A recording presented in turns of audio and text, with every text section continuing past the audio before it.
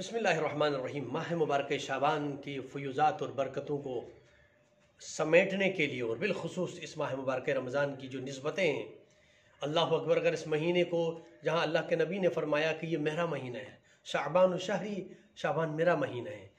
اور یہیں پر اگر میں یہ کہوں کہ یہ شعبان کا مہینہ کربلا والوں کا مہینہ ہے،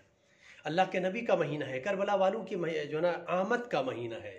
اور اللہ نے جہاں جس مہینے میں امام حسین کی ولادت رکھی ہے وہاں پھر کسی شہادت کو نہیں رکھا، یعنی اس مہینے میں حسین ابن علی کی آمد ہے، خوشیاں ہی خوشیاں ہیں، اور جہاں حسین ابن علی کی شہادت ہے اس مہینے ماہ محرم الحرام میں کسی ولادت کو نہیں رکھا۔ کس قدر محبت ہے مولا امام حسین سے، کس قدر الفت ہے، اللہ کو محبت ہے حسین سے، اور اسی طرح یہی محبت اللہ سے حسین کو ہے کہ اپنا گھر بار لٹا دیا ہے۔ آج شعبان کی 3 تاریخ ہے۔ میں تمام عالم اسلام کو، تمام عشاق رسول کو، تمام عشاق امام حسین علی مقام کو دل کی گہرائیوں سے مبارکباد پیش کرتا ہوں۔ اللہ اکبر، کیسا مہینہ ہے کہ جہاں کربلا والوں کی آمد ہے۔ آغاز میں شریقت الحسین بنت علی بن ابی طالب حضرت زینب کبریٰ سلام اللہ علیہا سے اس مہینے کا آغاز ہو رہا ہے، اور اس کے بعد امام علی مقام امام حسین تشریف لاتے ہیں، اور اس کے بعد قمر بنی ہاشم عباس علمدار تشریف لاتے ہیں، اور اس کے بعد حضرت شہزادہ علی اصغر کی ولادت ہوتی ہے،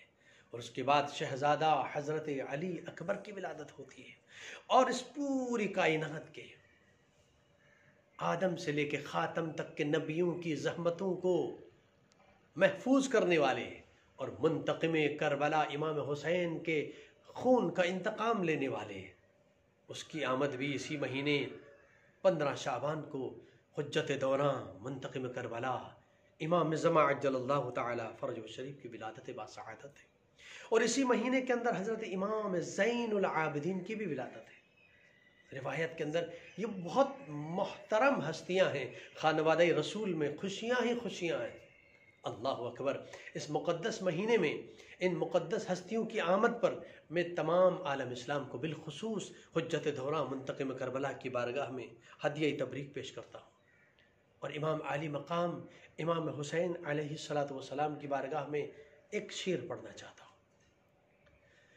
یہ وہ مہینہ ہے یقیناً جہاں پر فطرس جیسے فرشتے جس کے پر کٹے ہیں زمین پر پڑا ہوا تھا،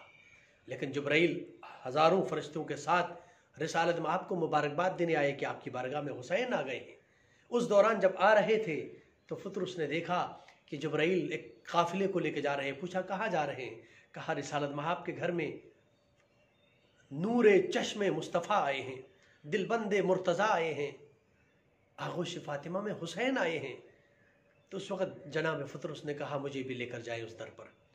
تو آج وہ دن ہے کہ جہاں سے فرشتے فیضیاب ہوتے ہیں، جہاں فرشتوں کے گناہوں کو اللہ معاف کرتا ہے اور ان کو پر مل جاتے ہیں فطرس کو۔ لہٰذا آج ہمیں واقعاً اس در سے اپنی مناجات اور اپنے جو ہے نا خیرات مانگنے کے جو ہے نا موقع ہے، لمحہ ہے۔ لہٰذا حسین بانٹ رہے ہیں نجات لے جاؤ، حسین بانٹ